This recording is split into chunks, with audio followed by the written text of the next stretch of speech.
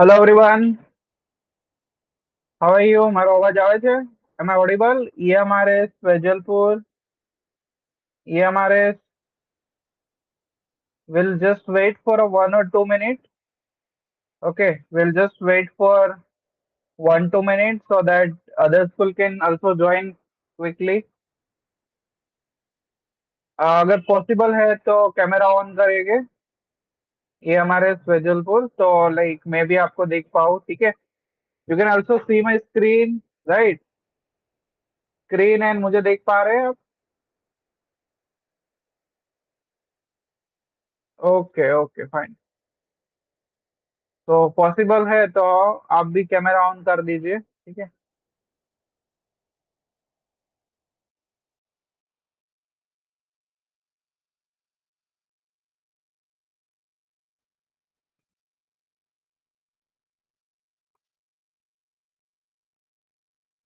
I think we should start. Okay, thank you sir. Okay, I can see everyone.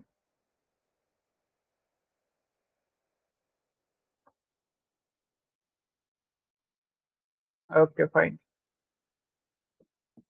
तो आपको पता है last class में हमने कितने क्वेश्चन सॉल्व किए थे? ये हमारे वेजलपुर से कोई बताएगा कितने क्वेश्चन सॉल्व किए थे? आई थिंक 12 तक हो गए थे हमारे, राइट? 12 तक हो गए थे ना?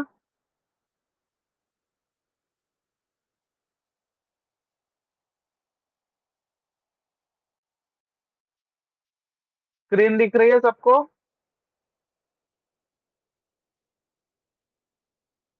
ठीक है, तो लेट्स स्टार्ट।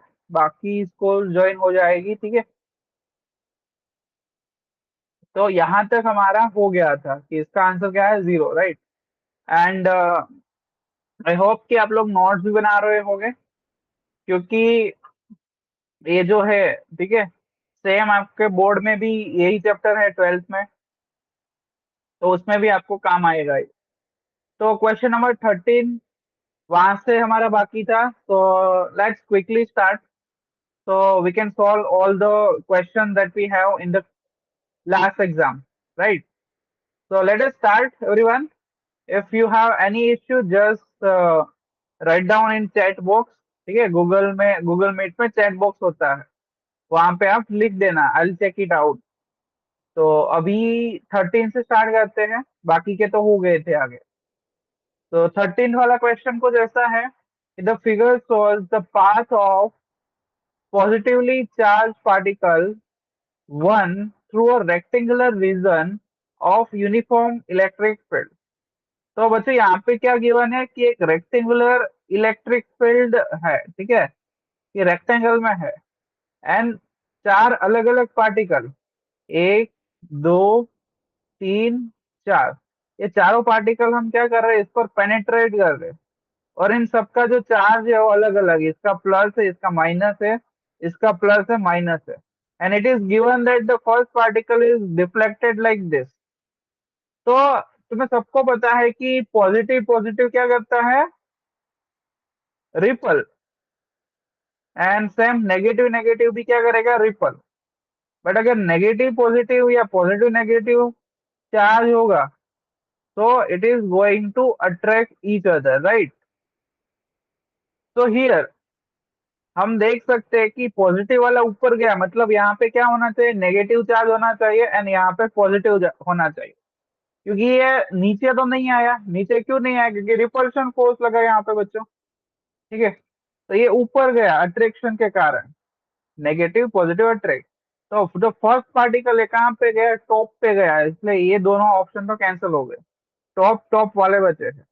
सेकंड पार्टिकल की बात करें, नेगेटिव चार्ज है तो वो कहाँ पे जाएगा, नीचे की तरफ जाएगा, टॉप डाउन, ठीक है? थर्ड पार्टिकल पॉजिटिव है तो कहाँ पे जाएगा, ऊपर, टॉप। फोर्थ वाला पार्टिकल नेगेटिव है तो कहाँ जाएगा, नीचे, तो प्लस।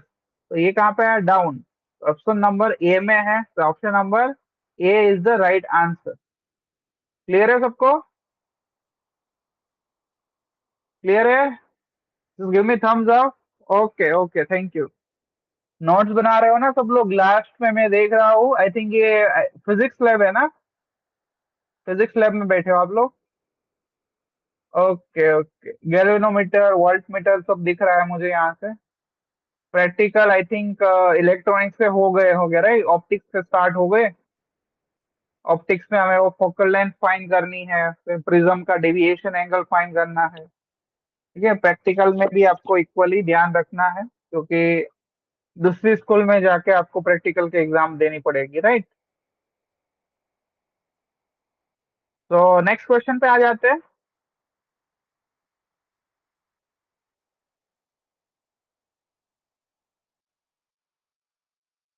Question number 14। ठीक है, जैसे कि मैंने पहले बताया था, हमें हर एक क्वेश्चन को समझना है, सिर्फ सॉल्व ही नहीं करना है, बट उसको समझना है कि सर ये आंसर आया तो यही क्यों आया, what is the reason behind this, कि कौन सा फॉर्मूला यूज किया, तो यही फॉर्मूला क्यों किया। ठीक है, तो ये हमें समझना भी है, क्योंकि दूसरी बार अगर चेंज करके आ जाए तो we can able to solve it. तो question number 14 that we have, the following figure shows the line of constant potential. So we can see 10 volt, 20 volt, 30 and 40 volt is given. Out of three given point P, Q, R, here we can see the 3 points P, Q and R. Where is the electric field intensity is maximum and minimum? तो बच्चों हमें पता है ये equation के E is equal to क्या होता है, minus dv by d x. सबने पढ़ा है ये वाला equation, E is equal to minus dv by d x. इसका मतलब ये है कि अगर ये जो है डीवी है बढ़ेगा, जैसे -5, -10, -15, तो ये देखो माइनस में बढ़ा तो इलेक्ट्रिक फील्ड क्या होगी, कम होगी। बट यहाँ पे हम देख सकते हैं कि ये जो पोटेंशियल का डिफरेंस है 10, 20, 30, 40, वो क्या है, कांस्टेंट है सब में। तो अब इस पॉइंट पे हमें फील्ड के बारे में बताना है, इस पॉइंट पे हमें फील्ड के बारे में। तो ये तो कांस्टेंट है, तो अगर एक्स ज्यादा होगा तो ई क्या होगा बच्चों, कम होगा, राइट? बिकॉज इनवर्स प्रोपोर्शनल है। तो अगर एक्स ज्यादा है तो ई क्या होगा, कम होगा। तो यहाँ पे हम देख सकते हैं कि एक्स है जो डिस्टेंस बहुत ज्यादा है, so for r point x is more, so e would be less, so minimum electric field will be at r point. And यहाँ पे q एंड p की बात करें तो p पर यहाँ पे डिस्टेंस कम है, distance between two potential is less compare to q, क्योंकि q में यहाँ पे थोड़ा डिस्टेंस ज्यादा है एंड q में डिस्टेंस कम है, सॉरी p में डिस्टेंस कम है। तो अगर p पॉइंट पे बात करें तो x कम है, तो ई क्या हो जाएगा, ज्यादा हो जाएगा। ठीक है, ई वुड बी मोर। तो मैक्सिमम पी पे आया, मैक्सिमम पी पे आया, मिनिमम जो फील्ड है कहाँ पे आया, आर पे। तो पी आर, पी आर या आर पी, पी आर। ठीक है, वो ध्यान रखना, कंफ्यूज नहीं होना है कि इन दोनों में से कौन सा है। तो मैक्सिमम पी पे है, तो option B is the right answer. Clear है सबका? ठीक है, नेक्स्ट क्वेश्चन करें जल्दी से। ये क्वेश्चन सारे आपने देखे हुए एग्जाम में, नीट वाले स्टूडेंट, यही के क्वेश्चन भी हम लेने वाले हैं इसके बाद। ठीक है, नेक्स्ट क्वेश्चन है कि the velocity v acquired by an electron starting from rest, यानी कि u जीरो है, starting from rest, moving through a potential difference v is shown by which of the following graph. तो देखो, ये जो electron है v वेलोसिटी एक्वायर्ड कर रहा है, यानी कि उसके पास बच्चों क्या होगी, काइनेटिक एनर्जी होगी। काइनेटिक एनर्जी कितनी होगी उसके पास, हाफ एम वी स्क्वायर। और kinetic energy is equal to, एक फॉर्मूला क्या होता है, ई वी नॉट या ई वी, और ये वी जो है वो हमारा क्या है बच्चों, पोटेंशियल डिफरेंस।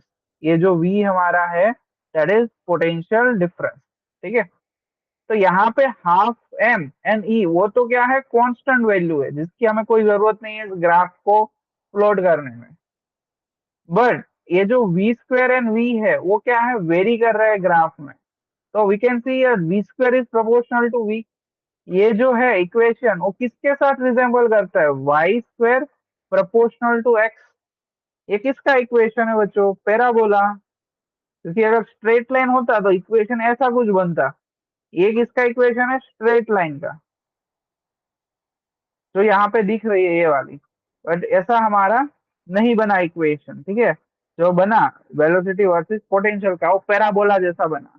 तो ये भी पैराबोला नहीं है, ये भी यहाँ पे कांस्टेंट हो रहा है। तो ये पैराबोला का शेप बी में है, तो option number B is the right answer. Clear है? आगे करें।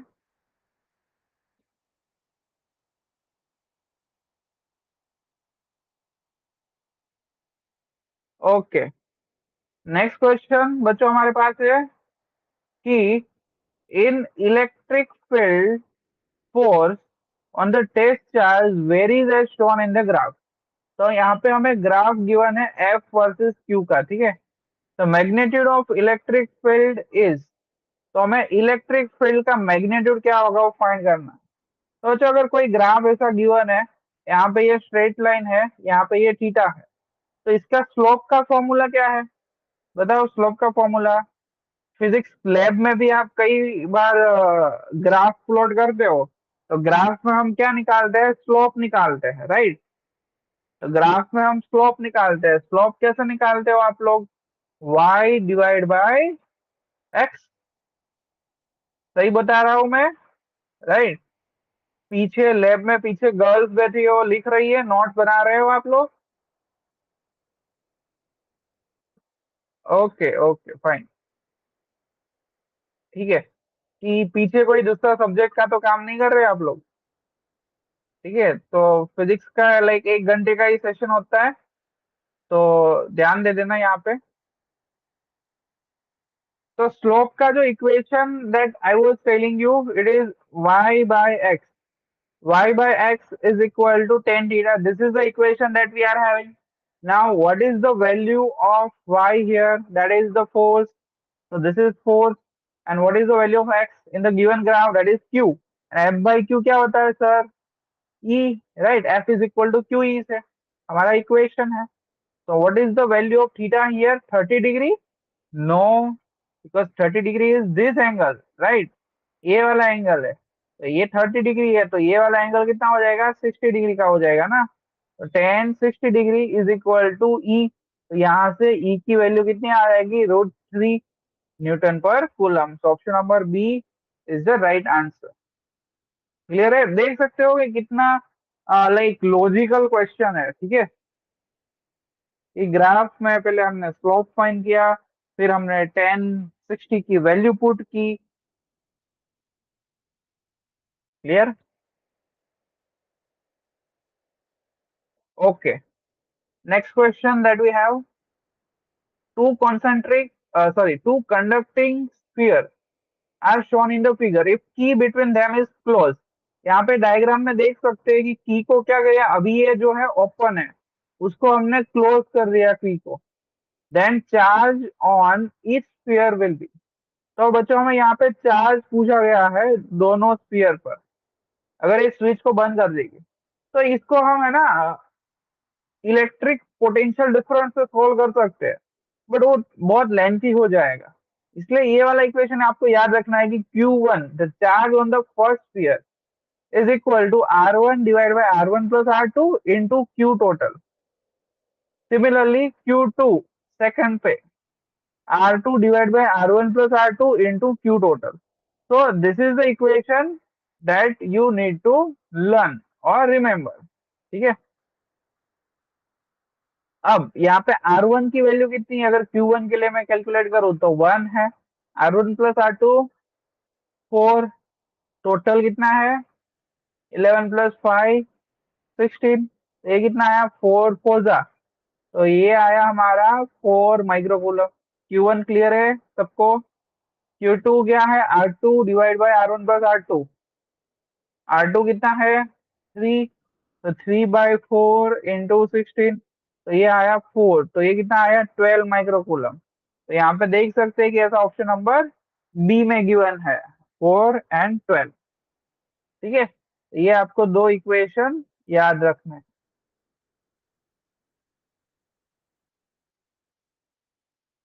आगे करते हैं।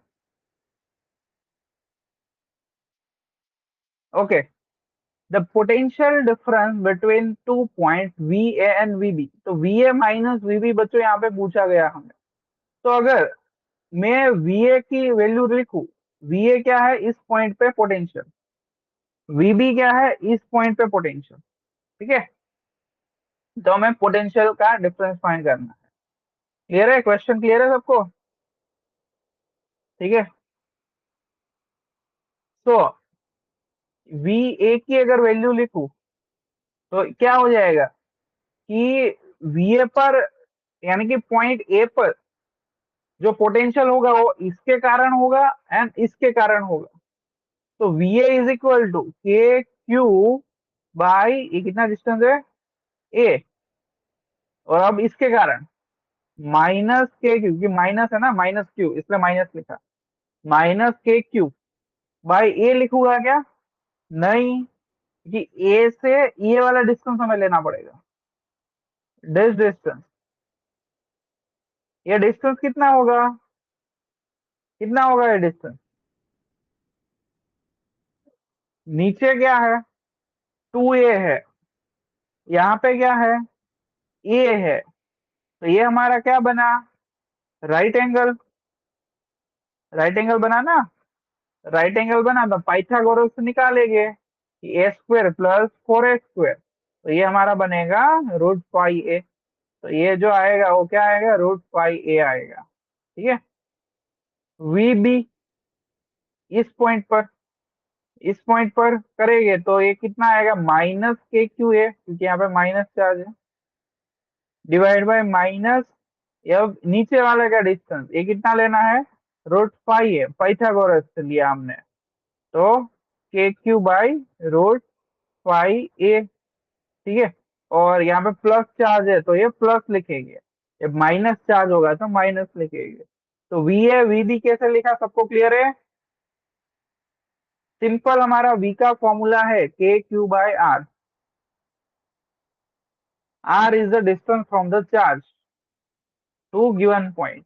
अब V A minus V B लिखना है, तो K Q by A minus K Q by root pi A minus K Q by A, minus minus plus, minus K Q by root pi A. तो ये कितना हो गया, 2 के Q by A minus 2 के क्यू बाई रूट पाई ए। ठीक है। तो यहाँ पे 2 के क्यू बाई ए को कॉमन ले लेते हैं, तो बचा गया 1 - 1/√5।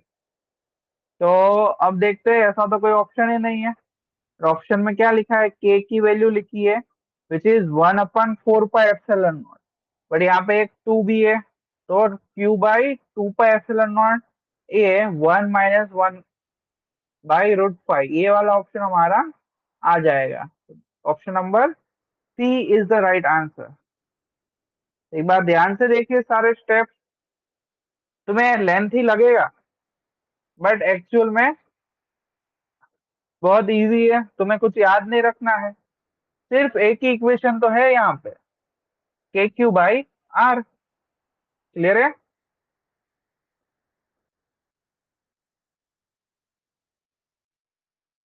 ओके, आगे करते हैं फिर।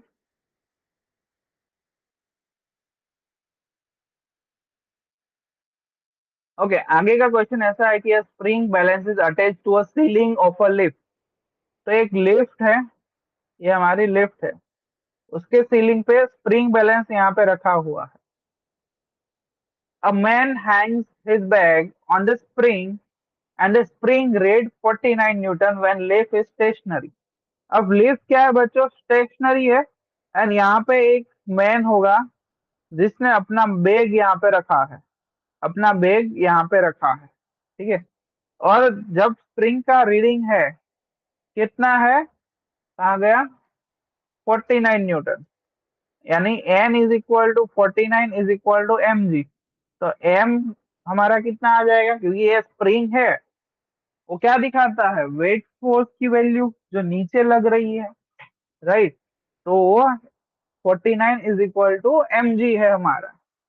अब यहाँ पे एम कितना आ जाएगा, 49, जी की वैल्यू 9.8 लेना है, तो 9.8, तो 49 टू जा ठीक है, ये पॉइंट ऊपर गया तो 10/2 यानी 5। तो मास हमारा 5 kg आया। आगे पढ़ते हैं। If leaf is move downward, अब लीफ है वो नीचे जा रही है, कितने से जा रही है, 5 मीटर पर सेकेंड स्क्वायर। तो reading of the spring balance will be, तो ये रीडिंग है वो क्या होगा। तो बच्चों यहाँ पे हम क्या कर सकते हैं, दो मेथड है। एक तो एफबीडी बनाए, एफबीडी बनाने के बाद एफबीडी का इक्वेशन लिखे एंड उसको सॉल्व करें, या फिर सिंपल इतना याद रखे कि लीफ अगर नीचे आ रही है ना, तो हमें क्या लगता है कि हमारा जो वेट है वो कम होता जा रहा है। अगर लिफ्ट नीचे आ रही है, ऐसा होता है ना कि अगर हम ऊपर जा रहे हैं लिफ्ट में, तो हमें क्या लगेगा कि हमारा जो वेट है वो बढ़ रहा है। तो जो इक्वेशन है हमारा, n is equal to n यानी क्या है, नॉर्मल यानी कि reading, m g minus a. जब लिफ्ट नीचे आ रही है तो माइनस करना है, ऊपर जा रही है तो यहाँ पे प्लस करना है। तो एम कितना है, 5, जी 9.8, एक्सेलरेशन इज 5। तो ये क्या हुआ, 5 इंटू ये 9 - 5 यानी 4.8। तो ये आ जाएगा तुम्हारा 24 न्यूटन, जो कि आपका ऑप्शन नंबर ए में है। तो option number A is the right answer. Clear है। Will mostly focus on the question solving part. Okay, क्योंकि जितने ज्यादा क्वेश्चन सॉल्व करोगे उतना तुम्हारे लिए अच्छा है। The angular displacement of the flywheel varies with theta is equal to at plus bt square minus ct cube। तो यहाँ पे बच्चों हमारा क्या है, एंगुलर डिस्प्लेसमेंट गिवन है, जो वेरी कर रहा है, theta is equal to a t plus b t square minus ct cube से। तो एंगुलर एक्सेलरेशन पूछा है, यानी थीटा में से अल्फा फाइंड करना है। तो सिंपल है, हम क्या करेंगे, दो बार डिफरेंशिएशन करेंगे। ठीक है, तो एक बार डिफरेंशिएट करेंगे तो हमें क्या मिलेगी, एंगुलर वेलोसिटी मिलेगी। दूसरी बार करेंगे तो एंगुलर एक्सेलरेशन मिलेगा। तो यहाँ पे ये क्या हो जाएगा, डिफरेंशिएशन आता है ना सबको, डिफरेंशिएशन आता है ना, किसको आता है, रेजर हैंड, हाथ अपना ऐसा करो तो मैं देख पाऊँ। डिफरेंशिएशन आता है सबको, boys, girls, raise your hand, differentiation आता है। ओके, ओके, लास्ट में गर्ल्स। ठीक है, ओके, फाइन फाइन। ठीक है, डोंट वरी, अभी पूछ नहीं रहा होगी कैसे करते हैं। ठीक है, जो आता है कि नहीं वही बताना है। तो कैसे होता है कि डिफरेंशिएशन में जो पावर होती है, कुछ भी पावर, ठीक है, गुजराती में जिसको घात बोलते हैं, तो पावर जो होती है वो पावर क्या आगे आ जाती है, एंड पावर में से हमें क्या करना होता है, -1 करना होता है। तो ये पावर आगे आ गई, पावर में से -1, यहाँ पे भी पावर आगे आ गई, पावर में से -1। ठीक है, बोर्ड में भी आपका यूज होता होगा इसका, 3 ct स्क्वायर। अब एंगुलर एक्सेलरेशन अल्फा कहते हैं। तो कांस्टेंट का differentiation 0 plus 2v minus power आगे 6c6ct। तो 2b minus 6ct option number D में है। तो option number D is the right answer. Clear है सबको।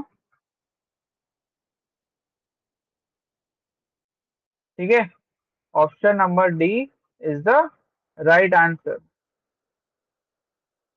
क्लियर है। नेक्स्ट क्वेश्चन करते हैं।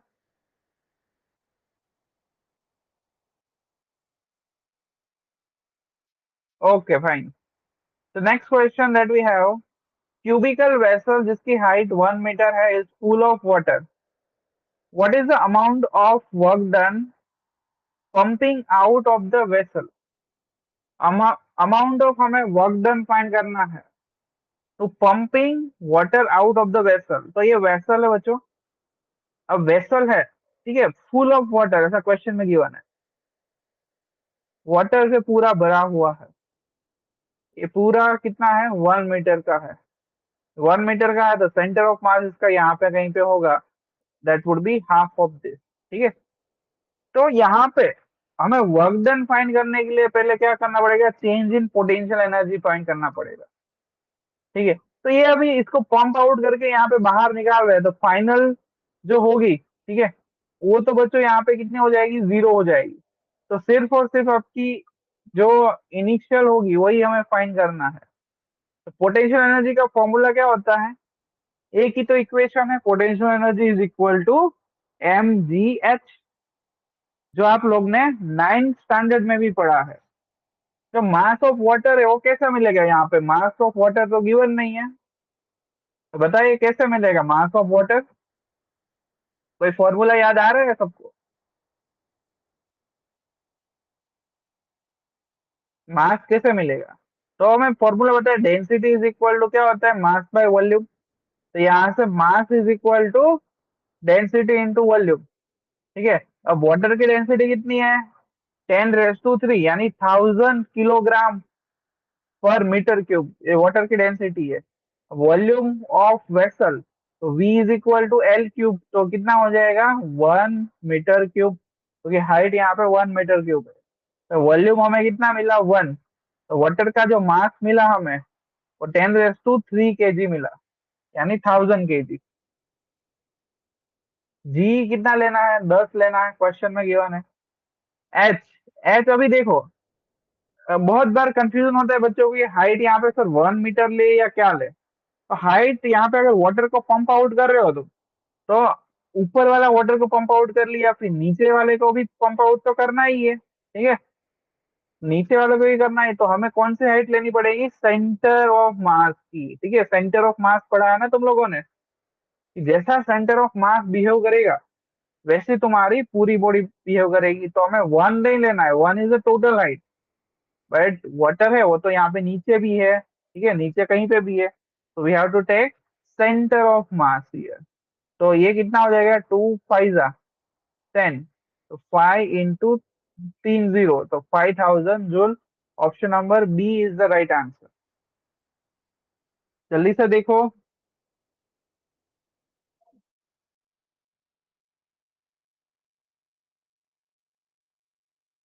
Clear,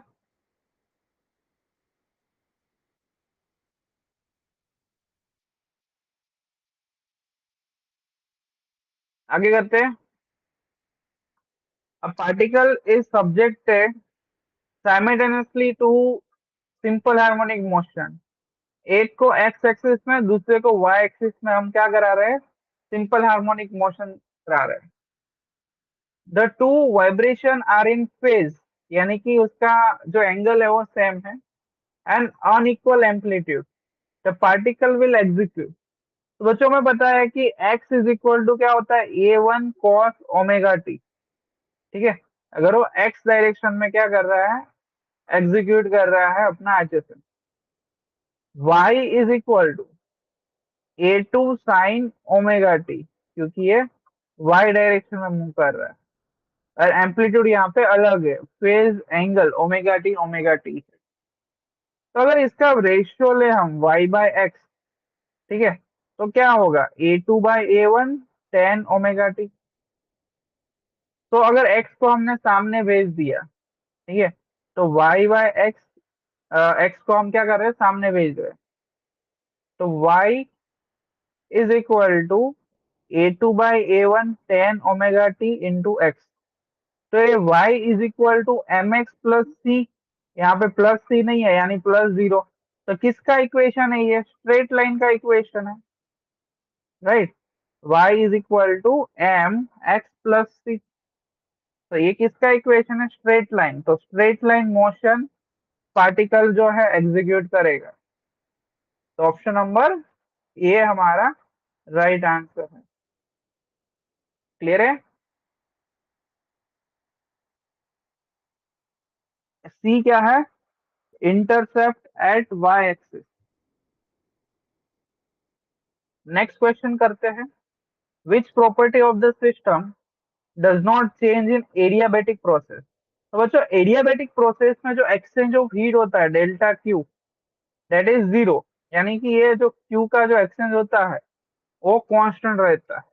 the total amount of heat would be constant in the adiabatic process. Option number D is the right answer. आप लोग देख रहे होंगे कि कब से हम इक्वेशन रख रहे हैं, इक्वेशन को सोल्व कर रहे हैं, बट ये पहला क्वेश्चन है जो थियोरिकल है। तो थियोरिकल क्वेश्चन काफी कम आते हैं, जैसे कि आप लोग देख सकते हो। हमें सोल्व करना पड़ेगा, ठीक है। तो उसके लिए प्रैक्टिस करनी पड़ेगी ऐसे क्वेश्चन सोल्व करने का। आप लोग भी साथ में सोल्व करते रहिए। क्वेश्चन 24 है, a tube of flow is shown in the figure. तो ये हमारा फिगर है। यहाँ पे ए पे देख सकते हैं कि एरिया बहुत छोटा है, बी पे जो एरिया है वो कंपेयर टू ए बड़ा है। तो बच्चों में कंटिन्यूटी का इक्वेशन पता है, 11th में पढ़ा था कंटिन्यूटी इक्वेशन। वो क्या करता है, area is inversely proportional to velocity. Area is inversely proportional to velocity, यानी अगर वेलोसिटी बढ़ेगी तो एरिया यहाँ पे कम होगा। तो बताए कि जब गार्डन में स्प्रिंकल करता है माली, तो उसके नोजल के ऊपर थंब रख देता है। उससे क्या होता है कि नोजल का जो एरिया है वो कम हो जाएगा और जो वाटर बाहर आ रहा है वो बढ़ जाएगा, ठीक है। तो यहाँ पे हम देखें कि यहाँ पे बी पे एरिया ज्यादा है तो वी कम होगा, ए पे एरिया कम है तो वी ज्यादा होगा। देखते हैं option. A fluid particle must be accelerated from A to B. A से बी में गए तो ये एक्सेलरेट थोड़ी ना होगा, यहाँ पे तो वी कम हो रहा है, तो ये गलत हो गया। फ्लूइड पार्टिकल में accelerate from A to B, ये भी गलत हो गया। ए टू बी में एक्सेलरेट होगा ही नहीं, क्योंकि यहाँ पे जैसे जैसे जाओगे एरिया बढ़ेगा, अगर एरिया बढ़ा वेलोसिटी कम हुई। अब fluid particle must be de accelerated from A to B, ये सही बात है। ए से बी पे गए तो ये क्या हो गया, डी एक्सेलरेट हो गया, ये सही है। Must be decelerate B to A, अब बी टू ए में गए तो वेलोसिटी बढ़ी तो एक्सेलरेट हुए, तो ये डी एक्सेलरेट लिखा है इसलिए गलत हो गया। Option number C is the right answer. देख लो एक बार, क्लियर है।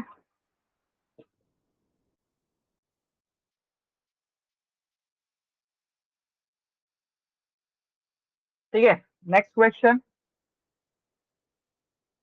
The locus diagram of two projectile 1 and 2 are shown in the figure. V01 is the projection speed of 1 and V02 जो है वो क्या है, प्रोजेक्शन ऑफ स्पीड 2। तो यहाँ पे बच्चों हमें क्या दिया है, दो प्रोजेक्टाइल मोशन के लिए ग्राफ गिवन है कि ऐसा वो ट्रेजेक्टरी कवर कर रहा है। तो इससे हम देख सकते हैं कि जो हाइट है, ठीक है, यहाँ पे और यहाँ पे जो हाइट है वो क्या है बच्चों, इक्वल है। Height is equal h1 is equal to h2 कह दो। अब हाइट का जो इक्वेशन है वो क्या है बच्चों, you square sine square theta by 2g। You square sine square theta by 2g। यहाँ पे ये इसका वन का वन लिख देते हैं, टू का टू लिख देते हैं। यहाँ पे वन का वन, टू का टू लिख देते हैं, ठीक है। हाइट यहाँ पे देखो, हाइट और टाइम कोई भी इंफॉर्मेशन नहीं है, जस्ट हमें डायग्राम गिवन है। तो डायग्राम से हमने निकाला कि दोनों की जो हाइट आ रही है वो क्या आ रही है, सेम आ रही है। अब यहाँ पे 2g एंड 2g कैंसिल हो गया। अब ये दोनों का स्क्वायर है तो हम क्या लिख सकते हैं, u1 sine theta 1 is equal to u2 sine theta 2। Square निकाल दिया दोनों साइड। अब टाइम के बारे में बोला गया है, तो टाइम का फॉर्मूला क्या होता है, 2u साइन थीटा बाई जी। तो दोनों साइड 2/g से हम क्या करेंगे, दोनों साइड 2/g से मल्टीप्लाई कर दिया, तो ये टाइम का फॉर्मूला आ गया। This is the equation of time. तो यू कैन सी दैट दोनों में जो इक्वेशन आ रहा है वो क्या आ रहा है, इक्वल आ रहा है, ठीक है। 2u1 sine theta 1/g divide is equal to 2u2 sine theta 2/g। तो यहाँ पे जो टाइम पीरियड है वो इक्वल आ रहा है, इसका मतलब ये तो दोनों कैंसिल हो गया। बट अगर वेलोसिटी की बात करें तो इस इक्वेशन को इक्वेशन 1 दे देते हैं। इसमें हम क्या करेंगे कि u1/u2 इज इक्वल टू, ठीक है, इसमें हमें क्या करना है, v यानी कि वेलोसिटी के बारे में पता करना है। तो क्या कर सकते हैं कि u1/u2 इस इक्वेशन में सब्जेक्ट बनाया, sine theta two by sine theta one. तो हम अब अगेन डायग्राम पे आ जाते हैं, क्योंकि बाकी तो डेटा कुछ है नहीं हमारे पास। ठीक है, तो डायग्राम पे हम देख सकते हैं कि जो थीटा वन है, ये थीटा वन है, ये थीटा टू है। तो थीटा वन है वो ग्रेटर देन थीटा टू है। सही बात है, theta one is greater than theta two. तो साइन थीटा वन क्या है, बड़ा है। ये बड़ा है तो यू वन क्या हो जाएगा, छोटा हो जाएगा। ठीक है, क्योंकि ये इनवर्स प्रोपोर्शन में है। तो यू वन यानी वी नॉट वन है जो छोटा हो गया। तो T one T two equal है, तो V not one less than V naught two आ जाएगा, क्योंकि उसका जो थीटा है वो इनवर्स प्रोपोर्शनल है। तो theta v not one would be less than this. Option number two is the right answer. Clear है? नेक्स्ट क्वेश्चन पे जाए। Suppose the gravitational force varies inversely as the nth power of the distance. अब distance के साथ and power में जो force है वो वेरी कर रहा है। Then the time period of the planet in circular orbit is radius r around the sun will be proportional to। तो हमें क्या करना है कि टाइम पीरियड एंड आर का जो रिलेशन है, आर क्या है, डिस्टेंस है, वो फाइंड करना है यहाँ पे बच्चों। तो हमें पता है कि gravitational force is given by f is equal to g m one m two divide by r square. तो यहाँ पे देख सकते हैं कि f is inversely proportional to r square, यानी घूम रहा है। तो जो सेंट्रीपेटल फोर्स बच्चों यहाँ पे हो जाएगा वो कितना हो जाएगा, एम ओमेगा स्क्वायर आर। ठीक है, अब एक आर यहाँ पे फिर से नीचे आ जाएगा। तो ये हमारा क्या था, ग्रेविटेशनल फोर्स का फॉर्मूला था, जिसमें nth पावर ऑफ डिस्टेंस, यहाँ पे आर स्क्वायर नहीं, यहाँ पे nth पावर गिवन है क्वेश्चन। तो ये हम nth पावर लिखेंगे।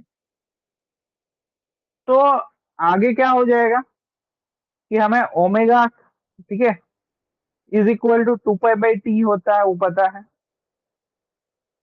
तो यहाँ पे आर रेस टू एन है, एक आर और आया। तो omega square is equal to, बाकी सबको हटा देते हैं, जिसकी जरूरत है जो कांस्टेंट है उसको हटा देंगे, जरूरत है वो रखेंगे। Omega square one upon r raise to n plus one आया। तो omega is equal to two pi by t. ठीक है, स्क्वायर को हम सामने भेज देते हैं। तो ये क्या हो गया, one upon r raise to n plus one by two. अब ये ऊपर ले गए, तो t is proportional to r n plus one by two. ऐसा कौन सा ऑप्शन है कोई? ऑप्शन नंबर यहाँ पे देख सकते हैं कि वन में है। तो ऑप्शन नंबर वन यानी कि A is the right answer. Clear है? जल्दी से देख लो।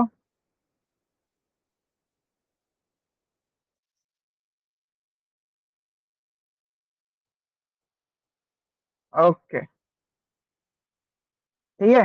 यहाँ पे आपको देख सकते हो कि पहले हमने सेंट्रीपेटल फोर्स का फॉर्मूला लिखा था, एम ओमेगा स्क्वायर आर। तो सेंट्रीपेटल फोर्स तो m v square by r होता है। तो यहाँ पे ओमेगा क्यों लिखा, क्योंकि हमें टाइम पीरियड के टर्म में चाहिए था आर का रिलेशन। ठीक है, कि आर जो है वो कैसे चेंज हो रहा है टाइम के साथ।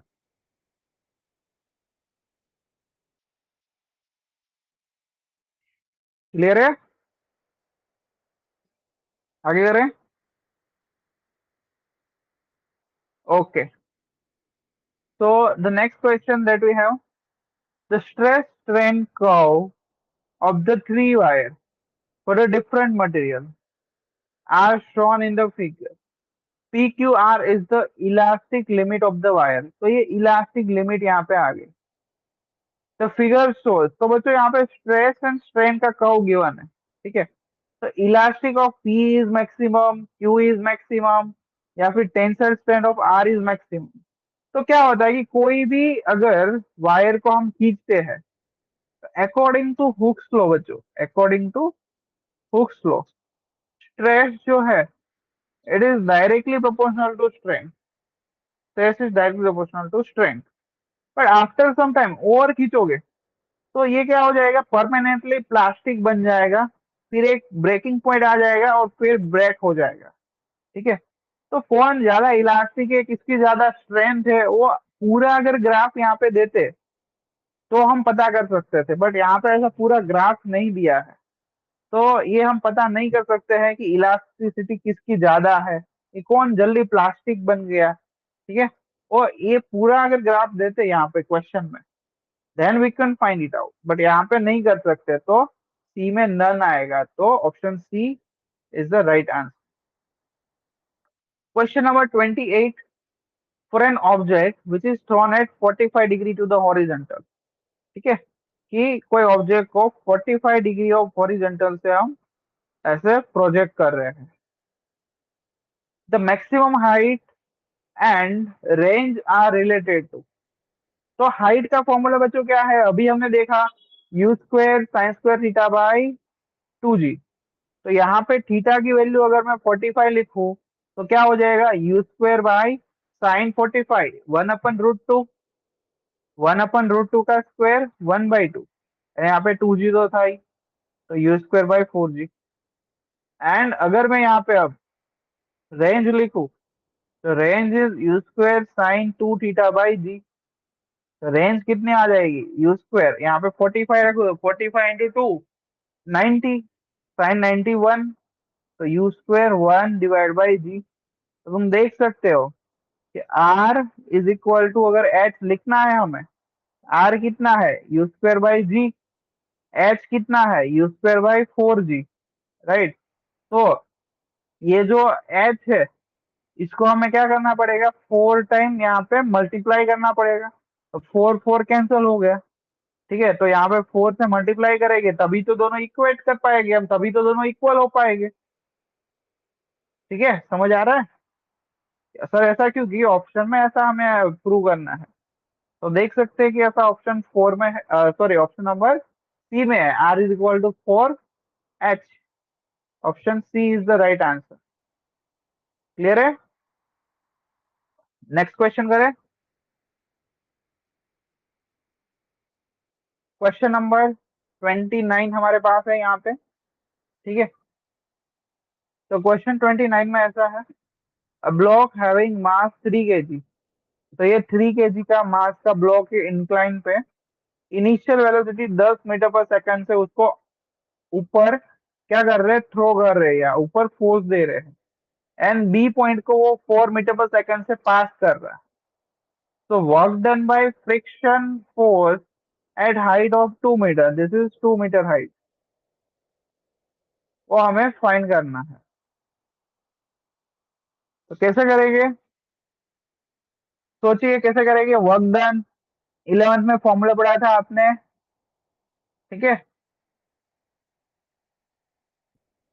गर्ल्स लास्ट में क्यों बैठे हो, आगे आ जाओ थोड़ा, दिख रही है स्क्रीन, लास्ट में स्क्रीन दिख रही है प्रॉपर, आगे आ जाओ वरना, है ना। कोई एब्सेंट है या इतने ही बच्चे हैं क्लास में, इतने ही बच्चे हैं, ओके ओके। ठीक है, तो जल्दी से ये तीनों क्वेश्चन करते हैं, फिर सेशन को एंड करते हैं, बाकी के क्वेश्चन नेक्स्ट सेशन में करेंगे हम। तो ये वाले 3 क्वेश्चन कर लेते हैं। तो यहाँ पे हम क्या करेंगे, एनर्जी कंजर्वेशन का रूल लगाएंगे। अब एनर्जी कंजर्वेशन क्या कहता है कि energy neither be created nor be destroyed, it just transfer from one two another. तो यहाँ पे जो एनर्जी थी नीचे पार्ट पे, let us say E A, that would be equal to E B हो जाएगी, तो E A is equal to E B. अब ई ए कितने, यहाँ पे स्टार्टिंग में स्पीड दे रहे हैं, तो half m v square. E b कितनी है, जब यहाँ पे पहुंचा तब उसके पास जो एनर्जी होगी half v b square, plus अब हाइट पे भी चला गया ना, तो हाइट पे चला गया तो पोटेंशियल आ जाएगी, एंड अगर यहाँ पे जा रहा है, ठीक है, तो इसके पास क्या हो जाएगा, फ्रिक्शन फोर्स भी आ जाएगा। ठीक है, तो प्लस डब्ल्यू ड्यू टू फ्रिक्शन। तो हमें क्या फाइंड करना है, यही फाइंड करना है, work done due to friction, यही फाइंड करना है। तो यहाँ पे हम क्या करेंगे, हाफ एम की वैल्यू कितनी है 3, वीए कितना है 10, तो ये 100 हो गया, इज इक्वल टू हाफ, यहाँ पे एम 3 है, यहाँ पे ये 4 है, प्लस 3 इंटू जी को 10 ले लेते हैं इंटू 2, प्लस डब्ल्यू work done due to friction. तो ये कितना आ जाएगा 2 इंटू 50, तो ये 150 आ गया। ठीक है, टू, ये कितना है 8 तो ये 24 प्लस ये कितना आ जाएगा हमारा 60, प्लस 60 प्लस डब्ल्यू फ्रिक्शन, तो W work done due to friction is equal to, ये सामने भेज देते हैं हम। ठीक है, तो 60 एंड ये कितना हुआ 84, तो 150 माइनस 84, तो 150 में से 84 गया तो कितना बचेगा हमारा 6 ए एंड 60 ओ, यानी 66 joule. Option C is the right answer. Clear है? ठीक है, कैलकुलेशन बहुत ध्यान से करना हो, वरना गलती करने के चांसेस होते हैं।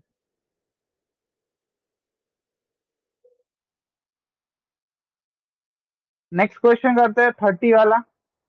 क्या कह रहा है कि यूनिफॉर्म रॉड ए बी जिसकी लेंथ एल है, हिंज, हिंज यानी वहां पे स्टिक कर दिया है एट वन एंड ए, यहाँ पे क्या कर दिया स्टिक कर दिया। The rod is kept in horizontal position by a massless string tied to point B, तो इस पॉइंट बी से स्ट्रिंग के साथ सीलिंग पर ऐसे टाई कर दिया है, as shown in the figure. String is cut, अब यहाँ पे स्ट्रिंग को क्या है काट देते हैं। तो इनिशियल एंगुलर एक्सेलरेशन यानी अल्फा क्या होगा वो फाइंड करना है।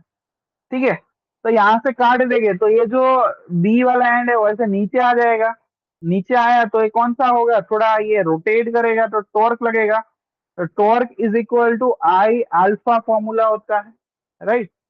आई क्या है, moment of inertia about one end, that is M L square by 3 into alpha.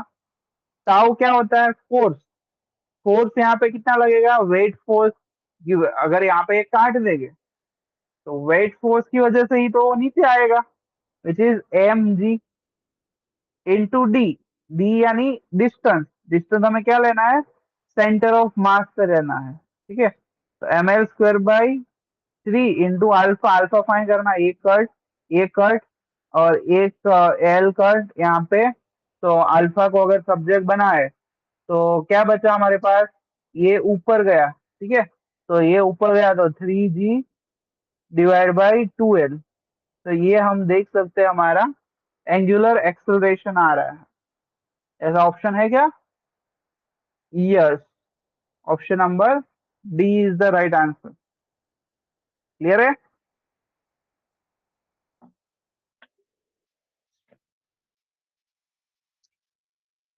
Next question करते हैं।